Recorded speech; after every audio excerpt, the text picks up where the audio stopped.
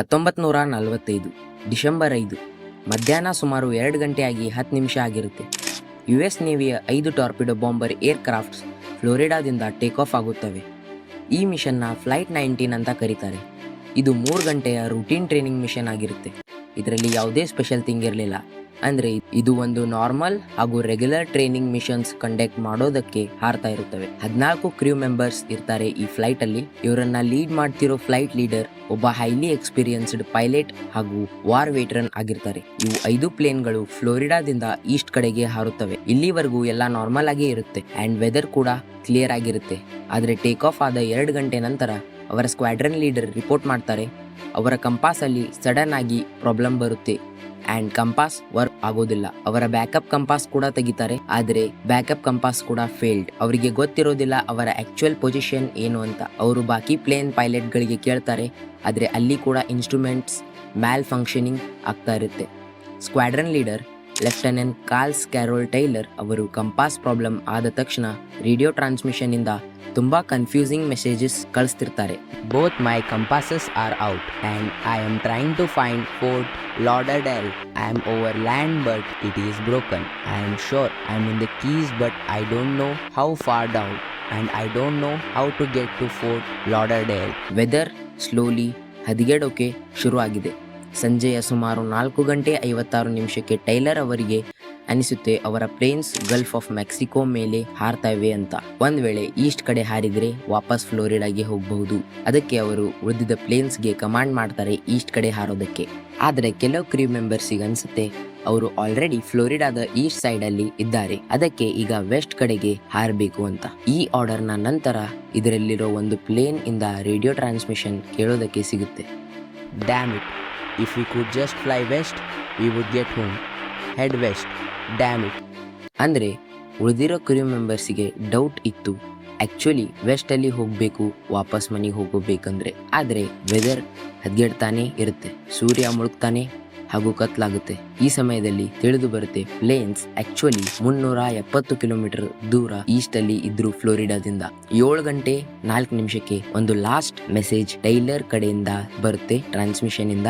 All planes close up tight. We will have to ditch unless landfall. When the first plane drops below 10 gallons, we all go down together. ಇದಾದ ನಂತರ ಎಲ್ಲಾ planes disappear ಆಗಿಬಿಡುತ್ತವೆ. ಈಗಿನ ದಿನವರೆಗೂ ನಮಗೆ ಒಂದು clue ಕೂಡ ಸಿಕ್ಕಿಲ್ಲ ಈ ಪ್ಲೇನ್ಸ್ ಗಳು ಬಗ್ಗೆ. ಈ ಪ್ಲೇನ್ಸ್ ಗಳು ಎಲ್ಲಿ ಹೋಗಿದ್ದಾವೆ, ಅವರಿಗೆ ಏನಾಯ್ತು ಏನೂ ಗೊತ್ತಿಲ್ಲ ಇಲ್ಲಿವರೆಗೂ. ಫ್ಲೈಟ್ 19 ಡಿಸಪಿಯರ್ ನ ನಂತರ ಒಂದು search and rescue marine aircraft take off ಆಗುತ್ತೆ. ಅದರಲ್ಲಿ 13 ಜನ ಕ್ರೂ, ಇವರೆಲ್ಲರೂ ಫ್ಲೈಟ್ 19 ಹುಡುಕೋದಕ್ಕೆ ಮಿಷನ್ ನಲ್ಲಿ ಇರ್ತಾರೆ. ಆದ್ರೆ ಹುಡುಕೋವಾಗ ಈ ಪ್ಲೇನ್ ಕೂಡ ಡಿಸಪಿಯರ್ ಆಗುತ್ತೆ. ಅದರಲ್ಲಿರೋ 13 ಜನ ಕೂಡ ಡಿಸಪಿಯರ್ ಆಗ್ತಾರೆ. ಕೆಲವು ದಿನಗಳ ನಂತರ ಒಂದು ಲಾರ್ಜ್ ಸ್ಕೇಲ್ ಏರ್ ಮತ್ತು ಸಿ ಸರ್ಚ್ ಆಪರೇಷನ್ ಸ್ಟಾರ್ಟ್ ಮಾಡ್ತಾರೆ. ಇದು one of the largest operation ಆಗಿರುತ್ತೆ ಆ ಟೈಮ್ ಅಲ್ಲಿ ಈ 2 ಫ್ಲೈಟ್ ಗಳನ್ನ ಹುಡುಕೋದಕ್ಕೆ. ಆದ್ರೆ ಅವರಿಗೂ ಏನೂ ಸಿಗಲ್ಲ, ಈವನ್ ಯಾವುದೇ ಬಾಡಿ ಕೂಡ ಸಿಗಲ್ಲ ಅಂಡ್ ಈವನ್ ಯಾವುದೇ ಒಂದು ಫ್ಲೈಟ್ ನ ಪೀಸಸ್ ಕೂಡ ಸಿಗಲ್ಲ. ಇಲ್ಲಿ ಇಂಟ್ರೆಸ್ಟಿಂಗ್ ಥಿಂಗ್ ಏನಂದ್ರೆ ಯಾವ ಏರಿಯಾದಲ್ಲಿ ಈ ಪ್ಲೇನ್ಸ್ ಡಿಸಪಿಯರ್ ಆಗಿದ್ದಾವೆ ಆ ಏರಿಯಾನ ನಾವು ಬರ್ಮುಡಾ ಟ್ರಯಾಂಗಲ್ ಅನ್ನೋ ಹೆಸರಿನಿಂದ ಗುರುತಿಸ್ತೇವೆ. Imagine a place where planes vanish, ships disappear, and the ocean itself seems to defy logic. Welcome to the Bermuda Triangle. The legend began in the mid-20th century with tales of unexplained disappearances of aircraft and ships, the powerful Gulf Stream, and human error. Day. There's a lot of intrigue about it. Trying to figure out just how this came to be. Records. There are wrecks completely encircling Bermuda. There's clearly something.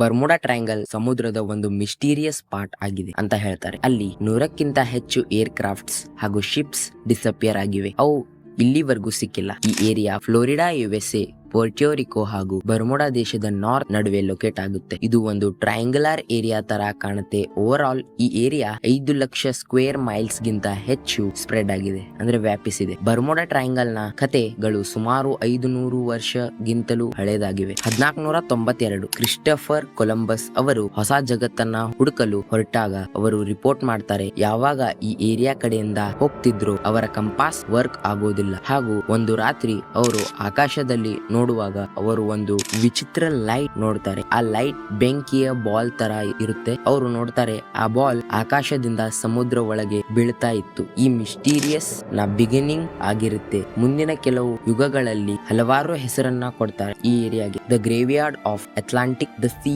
Of doom, Sargasso graveyard, ಇವೆಲ್ಲ ಹೆಸರುಗಳು 18th ಹಾಗೂ 19th ಸೆಂಚುರಿಯಲ್ಲಿ use ಮಾಡ್ತಿದ್ರು. ಆದರೆ Bermuda triangle ಅನ್ನೋ ಹೆಸರು first time 1964ರಲ್ಲಿ ಒಂದು magazine ಅಲ್ಲಿ use ಮಾಡ್ತಾರೆ. ಆ ಮ್ಯಾಗಝಿನ್ ಹೆಸರು ಅರ್ಗೋಸಿ ಅಂಡ್ ಮ್ಯಾಗಝಿನ್ ವಿನ್ಸೆಂಟ್ ಎಚ್ ಗ್ಯಾಡಿಸ್ ಅವರು ಒಂದು ಆರ್ಟಿಕಲ್ ಟೈಟಲ್ ಇರುತ್ತೆ, ದ ಡೆಡ್ಲಿ ಬರ್ಮುಡಾ ಟ್ರಯಾಂಗಲ್. ಇದೇ ಫಸ್ಟ್ ಟೈಮ್ ಆಗಿರುತ್ತೆ ಬರ್ಮುಡಾ ಟ್ರಯಾಂಗಲ್ ಅನ್ನೋ ಹೆಸರು ಯೂಸ್ ಮಾಡೋದಕ್ಕೆ. ಈ ಆರ್ಟಿಕಲ್ ಅಲ್ಲಿ ಕಳೆದ ದಶಕಗಳಲ್ಲಿ ಬರ್ಮುಡಾ ಟ್ರಯಾಂಗಲ್ ಅಲ್ಲಿ ಅನೇಕ ಡಿಸಪಿಯರೆನ್ಸ್ ಗಳನ್ನು ಅವರು ಗುರುತಿಸಿದ್ದಾರೆ.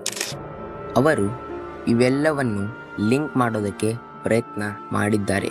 ಸಮುದ್ರದಲ್ಲಿ ಈ ಪ್ರದೇಶದಲ್ಲಿ ಏನೋ ವಿಚಿತ್ರವಿದೆ ಎಂದು ಹೇಳಿಕೊಂಡು ಮಿಸ್ಟ್ರಿ ಕ್ರಿಯೇಟ್ ಮಾಡಲು ಪ್ರಯತ್ನಿಸಿದ್ದಾರೆ. ಯಾವುದರಿಂದ ಅನೇಕ ಏರ್ಕ್ರಾಫ್ಟ್ ಹಾಗೂ ಶಿಪ್ಸ್ ಡಿಸಪಿಯರ್ ಆಗಿವೆ. ಆದರೂ ಆರ್ಟಿಕಲ್ ಅಲ್ಲಿ ಯಾವುದೇ ಎಕ್ಸ್ಪ್ಲನೇಷನ್ ಇರಲಿಲ್ಲ. ಬರ್ಮುಡಾ ಟ್ರಯಾಂಗಲ್ ನ ಮಿಸ್ಟ್ರಿ ಅನ್ನ ತುಂಬಾ ಪಾಪ್ಯುಲರ್ ಮಾಡುತ್ತೆ. ಆ ಸಮಯದಲ್ಲಿ ಎಷ್ಟು ಪಾಪ್ಯುಲರ್ ಆಗಿರುತ್ತೆ ಅಂದ್ರೆ ಹಲವಾರು ಬುಕ್ ಗಳನ್ನು ಬರೀತಾರೆ ಇದ್ರ ಮೇಲೆ, ಅನೇಕ ಫಿಲ್ಮ್ಸ್, ಕಂಪ್ಯೂಟರ್ ಗೇಮ್ಸ್ ಮಾಡ್ತಾರೆ, ಈವನ್ ಬರ್ಮುಡಾ ಟ್ರಯಾಂಗಲ್ ಮೇಲೆ ಸಾಂಗ್ಸ್ ಕೂಡ ಮಾಡ್ತಾರೆ. ಇನ್ನು ಬೇರೆ ಇನ್ಸಿಡೆಂಟ್ ಗಳು ಇವೆ.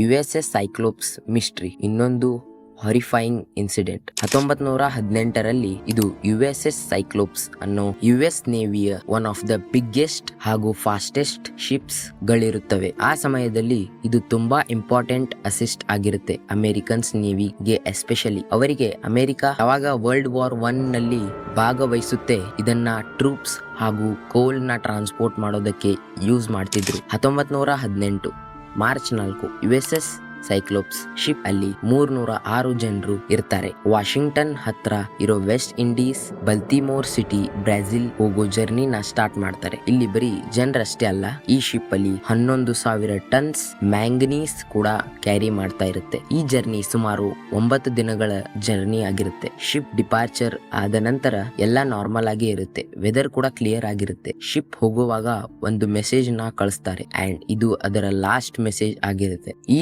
Weather fair all well. Ship ನ ಜರ್ನಿ ಸ್ಟಾರ್ಟ್ ಆದ್ಮೇಲೆ ಇದರ ಕಡೆಯಿಂದ ಯಾವುದೇ ಮೆಸೇಜ್ ಅಥವಾ ಯಾವುದೇ ನ್ಯೂಸ್ ಸಿಗಲ್ಲ. ಈ ಶಿಪ್ ಸಡನ್ಲಿ ಡಿಸಪಿಯರ್ ಆಗುತ್ತೆ. ಈ ಇನ್ಸಿಡೆಂಟ್ ಕೇಳಿ ಎಲ್ಲರೂ ಶಾಕ್ ಆಗ್ತಾರೆ.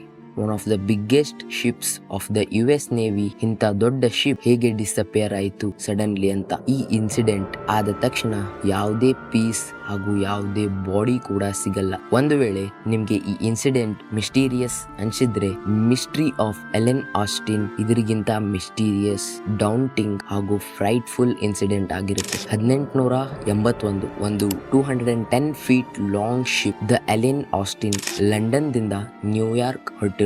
ತುಂಬಾ ಕಾಮನ್ ಆಗಿದೆ. ಆ ಸಮಯದಲ್ಲಿ ತುಂಬಾ ಶಿಪ್ಸ್ ಈ ರೂಟ್ ಅಲ್ಲಿ ಟ್ರಾವೆಲ್ ಮಾಡ್ತಾ ಇದ್ದು. ಆದ್ರೆ ಎಲೆನ್ ಆಸ್ಟಿನ್ ಹೋಗುವಾಗ ಒಂದು ಅನ್ಐಡೆಂಟಿಫೈಡ್ ಶಿಪ್ ಸಿಗುತ್ತೆ ಬರ್ಮುಡಾ ಟ್ರಯಾಂಗಲ್ ಏರಿಯಾದ ಹತ್ರ. ಹೊರಗಿನಿಂದ ನೋಡಿದ್ರೆ ಈ ಶಿಪ್ ಕಂಪ್ಲೀಟ್ಲಿ ನಾರ್ಮಲ್ ಆಗಿತ್ತು. ಆದ್ರೆ ಈ ಶಿಪ್ ಅಲ್ಲಿ ಒಬ್ರು ಮನುಷ್ಯರು ಇರ್ಲಿಲ್ಲ, ಯಾವ ಕ್ರೂ ಕೂಡ ಇರ್ಲಿಲ್ಲ, ಯಾರೂ ಇರ್ಲಿಲ್ಲ.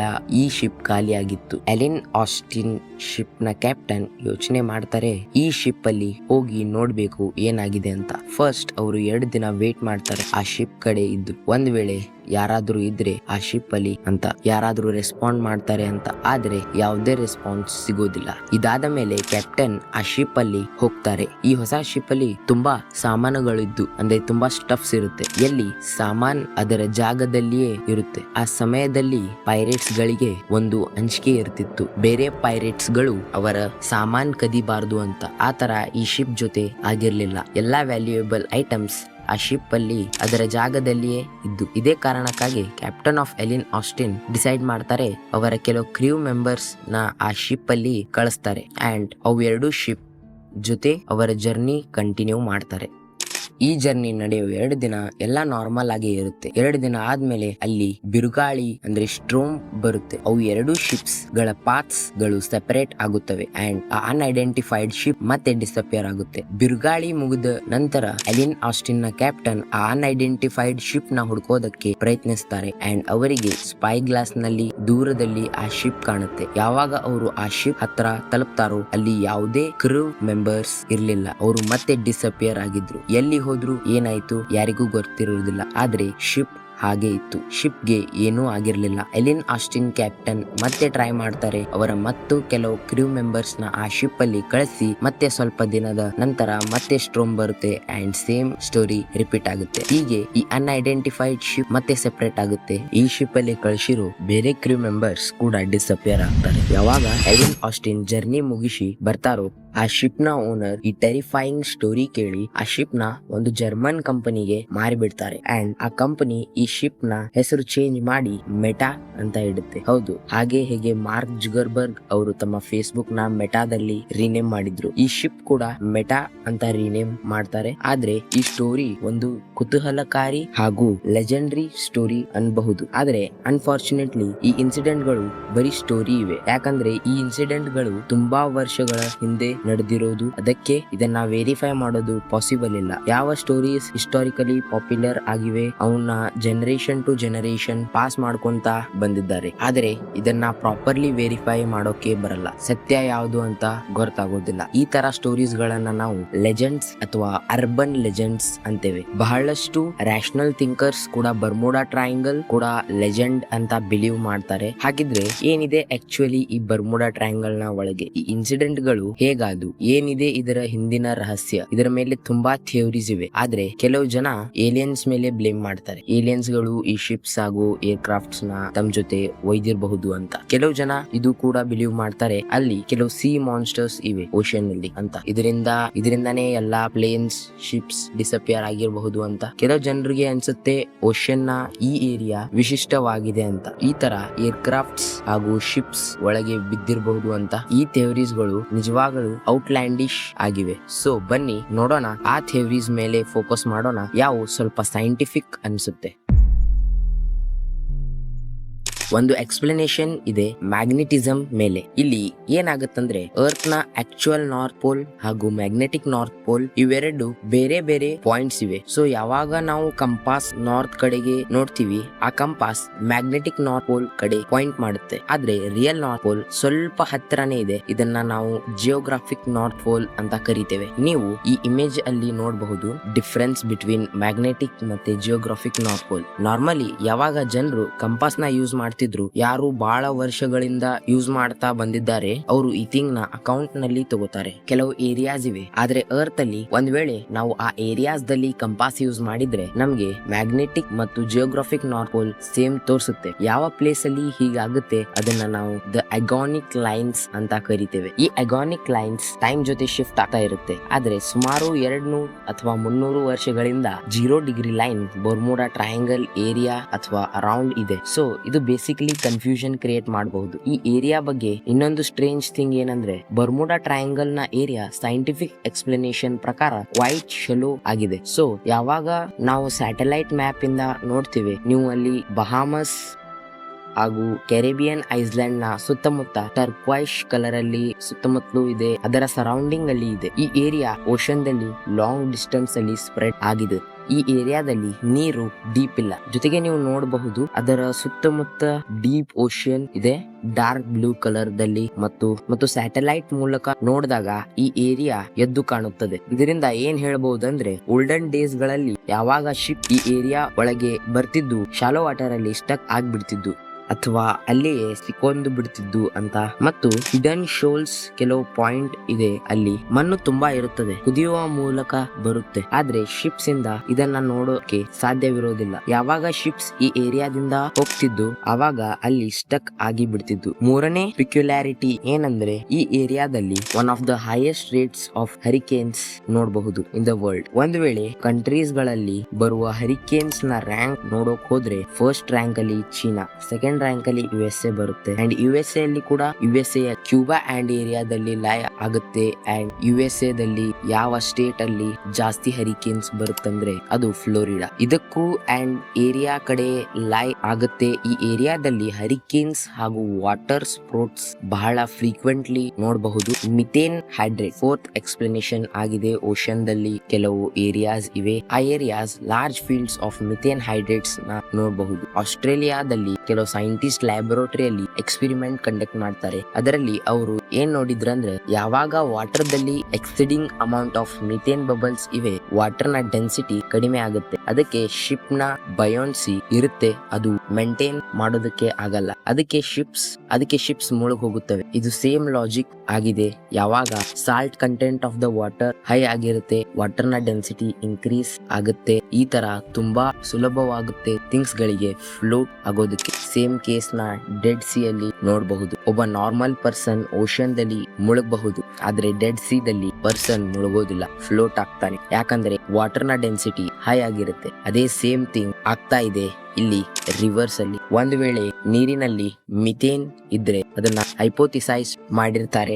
ಒಂದು ವೇಳೆ ವಾಟರ್ ದಲ್ಲಿ ಮಿಥೇನ್ ಇರಪ್ಷನ್ ಇದ್ರೆ ಅದನ್ನ ನಾವು ಮಡ್ ವಾಲ್ಕ್ಯಾನೋಸ್ ಅಂತ ಕರಿತೇವೆ. ನೀರಿನ ಒಳಗಡೆ ವಾಲ್ಕ್ಯಾನೋಸ್ ಇರಪ್ಟ್ ಆದಾಗ ಮಿಥೇನ್ ಹೊರಗ್ ಬರುತ್ತೆ. ಸಡನ್ಲಿ ಒಂದು ವೇಳೆ ಶಿಪ್ ನ ಕೆಳಗೆ ಇದು ಇದ್ರೆ ಶಿಪ್ ಸಡನ್ಲಿ ಮುಳುಗುತ್ತೆ ವಿತೌಟ್ ಎನಿ ವಾರ್ನಿಂಗ್ಸ್, ಗೊತ್ತೂ ಆಗೋದಿಲ್ಲ.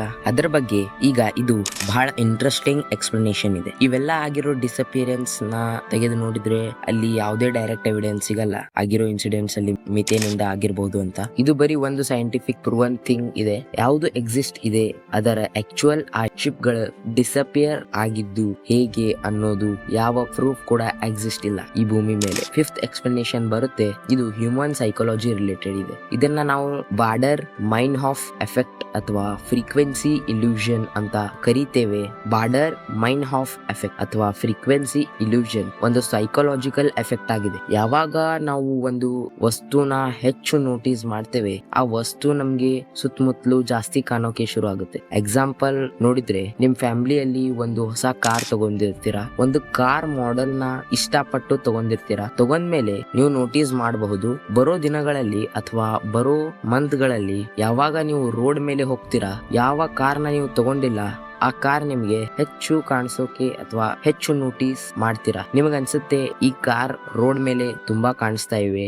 ರಿಯಾಲಿಟಿಯಲ್ಲಿ ಆ ಕಾರ್ ನ ಫ್ರೀಕ್ವೆನ್ಸಿ ಬಹಳ ಚೇಂಜ್ ಆಗಿರಲ್ಲ. ಮೊದಲು ಅಷ್ಟೇ ಕಾಮನ್ ಇತ್ತು, ಈಗೂ ಅಷ್ಟೇ ಕಾಮನ್ ಆಗಿದೆ. ಬರೀ ನೀವು ಒಂದು ಹೊಸ ಕಾರ್ ತಗೊಂಡ್ರಿ, ಅದಕ್ಕೆ ತುಂಬಾ ನೋಟಿಸ್ ಮಾಡೋಕೆ ಶುರು ಮಾಡ್ತೀರಾ. ಇದೇ ಸೇಮ್ ಥಿಂಗ್ ಬರ್ಮುಡಾ ಟ್ರಯಾಂಗಲ್ ಬಗ್ಗೆ ಕೂಡ ಹೇಳ್ತಾರೆ. ಇದು ಅಂತೂ ಸತ್ಯ ಇದೆ. ದೊಡ್ಡ ದೊಡ್ಡ ಏರ್ ಕ್ರಾಫ್ಟ್ ಶಿಪ್ಸ್ ಗಳು ಡಿಸಪಿಯರ್ ಆದು ಬರ್ಮುಡಾ ಟ್ರಯಾಂಗಲ್ ಒಳಗಡೆ. ಆದ್ರೆ ನೀವು ನೋಟಿಸ್ ಮಾಡೋಕೆ ಪ್ರಯತ್ನ ಮಾಡಿದ್ರೆ ಈ ಜಗತ್ತಿನ ಬಹಳಷ್ಟು ಏರಿಯಾಗಳಲ್ಲಿ, ಸಮುದ್ರಗಳಲ್ಲಿ ಈ ತರ ಶಿಪ್ಸ್ ಮತ್ತು ಏರ್ ಕ್ರಾಫ್ಟ್ಸ್ ಡಿಸಪಿಯರ್ ಆಗಿವೆ. ಇಲ್ಲಿ ಬರ್ಮುಡಾ ಟ್ರಯಾಂಗಲ್ ಇರ್ಲಿಲ್ಲ. ಇದರ ಒಂದು ರೀಸೆಂಟ್ ಎಕ್ಸಾಂಪಲ್ ನೋಡಿದ್ರೆ ಮಲೇಷಿಯನ್ ಏರ್ಲೈನ್ಸ್ ನ ಫ್ಲೈಟ್ ಬರ್ಮುಡಾ ಟ್ರಯಾಂಗಲ್ ಅಲ್ಲಿ ಡಿಸಪಿಯರ್ ಆಗಿಲ್ಲ.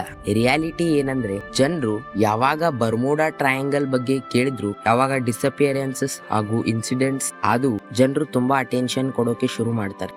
ಆ ಇನ್ಸಿಡೆಂಟ್ ಗಳು ಬರ್ಮುಡಾ ಟ್ರಯಾಂಗಲ್ ಅಲ್ಲಿ ಆಗ್ತಿವೆ ಅಂಡ್ ಯಾವ ಬರ್ಮುಡಾ ಟ್ರಯಾಂಗಲ್ ಹೊರಗಡೆ ಆಗ್ತಿವೆ. ಇದೇ ತರ ಇನ್ಸಿಡೆಂಟ್ ಗಳು ಅದರ ಮೇಲೆ ಜಾಸ್ತಿ ಅಟೆನ್ಷನ್ ಕೊಡ್ಲಿಲ್ಲ. ಜರ್ನಲಿಸ್ಟ್ ಲ್ಯಾರಿ ಕ್ಯೂಶಿಯರು ಒಂದು ಬುಕ್ ನ ಬರೀತಾರೆ, the Bermuda triangle mystery solve ಅಂತ. ಇದೇ ಸೊಲ್ಯೂಷನ್ ಬಗ್ಗೆ ಬರೆದಿದ್ದಾರೆ. ಅವರು ಏನ್ ಹೇಳಿದ್ದಾರೆ ಅಂದ್ರೆ, ಸ್ಟಾರ್ಟಿಂಗ್ ಅಲ್ಲಿ ಬಹಳಷ್ಟು ಇನ್ಸಿಡೆಂಟ್ ಆಗ್ತಿದ್ದು, ಅದರ ಟೈಮ್ ನ ಜೊತೆ ಬರ್ಮುಡಾ ಟ್ರಯಾಂಗಲ್ ನ ಮಿಸ್ಟ್ರಿ ದೊಡ್ಡ ಮಿಸ್ಟ್ರಿ ಆಗೋಕೆ ಶುರು ಆಗುತ್ತೆ. ಜನರು ತಮ್ಮ ಸ್ಟೋರೀಸ್ ಗಳನ್ನ ಮಾಡೋದಕ್ಕೆ ಶುರು ಮಾಡ್ತಾರೆ. ಇಲ್ಲಿ ಮಿಸ್ಟ್ರಿ ಮಾಂಗರಿಂಗ್ ಆಯ್ತು. ಇಲ್ಲ, ಕೆಲವು ಸ್ಟೋರೀಸ್ ಅಂತೂ ಟೋಟಲಿ ಅಬ್ಸರ್ವ್ಡ್, ಮೀನಿಂಗ್ಲೆಸ್ ಆಗಿದ್ದು, ಆದ್ರೆ ರಿಯಲ್ ಅಲ್ಲಿ ಈ ತರ ಆಗಿರ್ಲಿಲ್ಲ. ಎಲಿನ್ ಆಸ್ಟಿನ್ ಸ್ಟೋರಿ ಕೂಡ ಇಂತಾದೇ ಒಂದು ಸ್ಟೋರೀಸ್ ಗಳಲ್ಲಿ ಒಂದು ಅಂತ ಹೇಳ್ತಾರೆ. ಅಮೆರಿಕಾದ national ocean and atmospheric administration ಏನ್ ಹೇಳುತ್ತಂದ್ರೆ, ಯಾವುದೇ ಪ್ರೂಫ್ ಇಲ್ಲ ಯಾವ ಏರ್ ಕ್ರಾಫ್ಟ್ಸ್ ಮತ್ತು ಈ ಶಿಪ್ಸ್ ಬರ್ಮುಡಾ ಟ್ರಯಾಂಗಲ್ ಅಲ್ಲಿ ಡಿಸಪಿಯರ್ ಆಗಿವೆ. ಈ ಮಿಸ್ಟೀರಿಯಸ್ ಡಿಸಪಿಯರೆನ್ಸ್ ಬರ್ಮುಡಾ ಟ್ರಯಾಂಗಲ್ ಅಲ್ಲಿ